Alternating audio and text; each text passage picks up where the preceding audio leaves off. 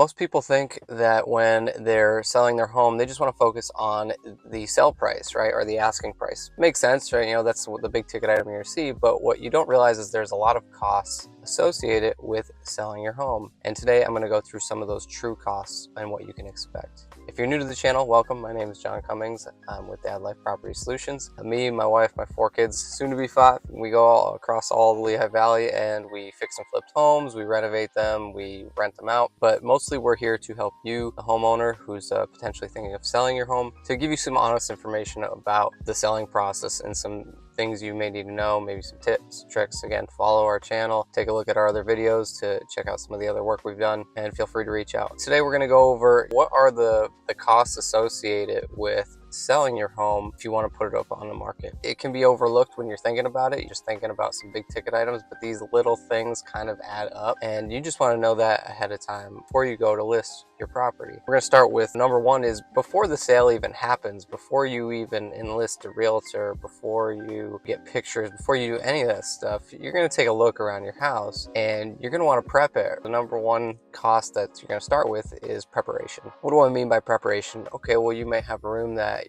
you need to paint. You might have a window that you've had a screen torn for 2 years. Now you got to replace that. You might have a deck that needs restaining, or maybe you want to upgrade its Trek. Maybe there's some broken lights, there's outlets, there's a lot of little things that can add up. And on average, from what I've seen, you typically spend around $1,500 in just the prep work to get it done, between painting, fixing little things. And this is before you even call someone to list your house. Or maybe you have and they said maybe you should fix some of these things. If you had a good agent, or if you're working with a good agent, they should be telling you that you should put in some prep work to get the highest value for your home.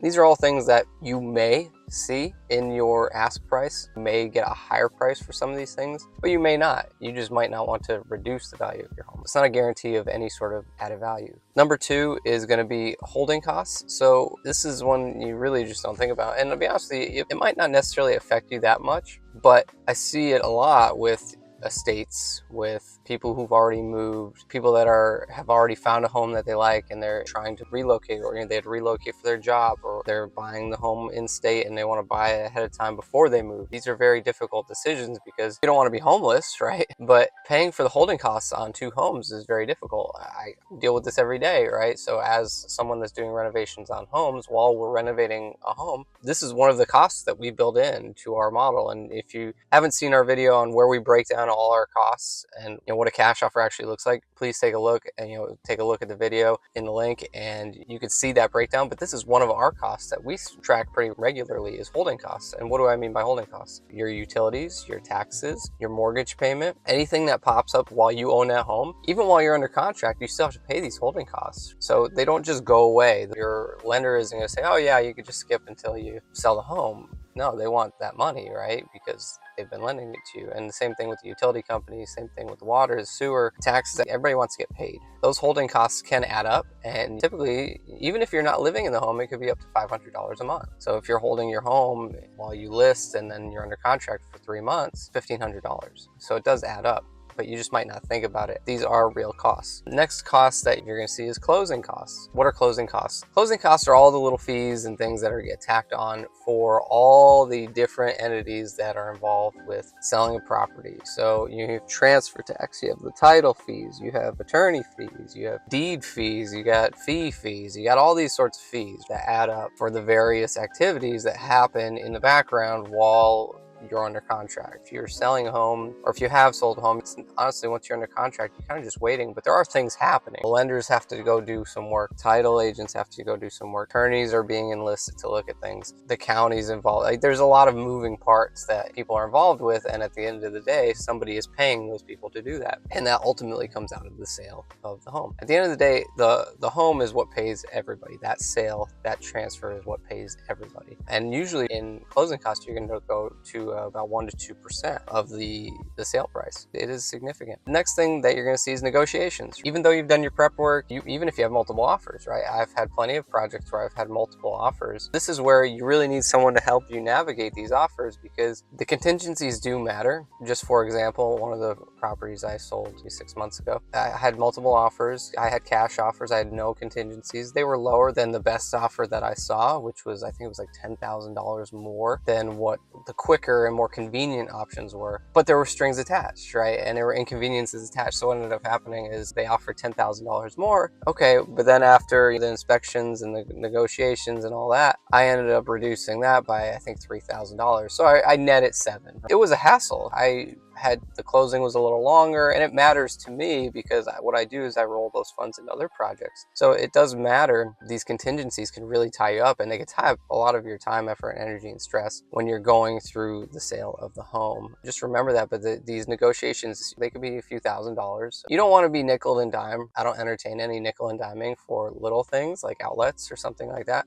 But big ticket items, I'm not going to let go when I'm selling it to somebody. It should have been done ahead of time. And really, you should be taking care of a lot of these things so you don't have any surprises. I'd highly recommend getting an inspection ahead of time so that you can see what you got to do. You don't want to end up rushing, because then that's when you could lose even more money and more sleep. And you don't want that. That's not a position you want to be in. And the next cost that we're going to see, and highly recommend, is working with an agent if you're going to list your property on the market. I do really recommend working with an agent, a good one, right? We have bad ones and we have good ones. I definitely recommend working with one, because when you get one, they're going to inform you of all these things, these little things that can cost you money, and they should actually save you money. But their fee is 5%.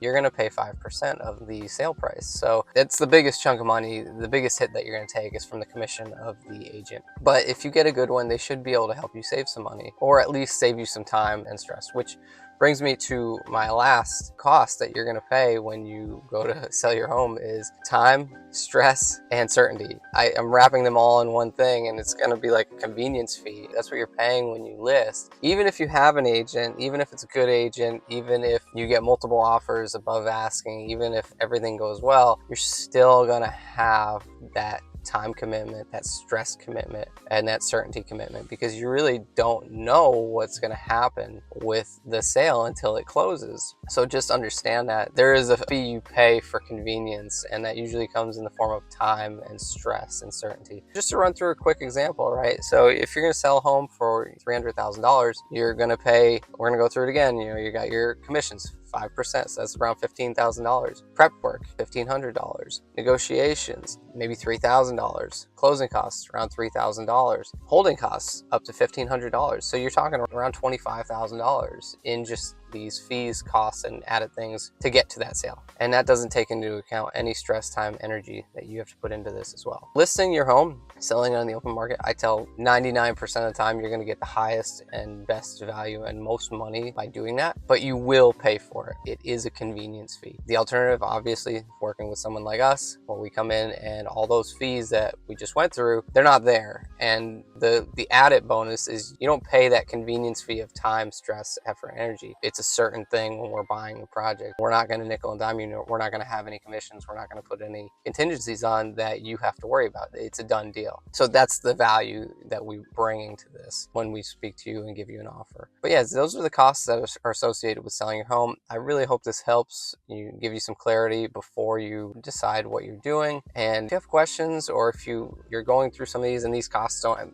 seem right for your situation, feel free to leave a comment below, reach out. All our information is in the description. And thank you for joining the channel. I'll see you on the next video.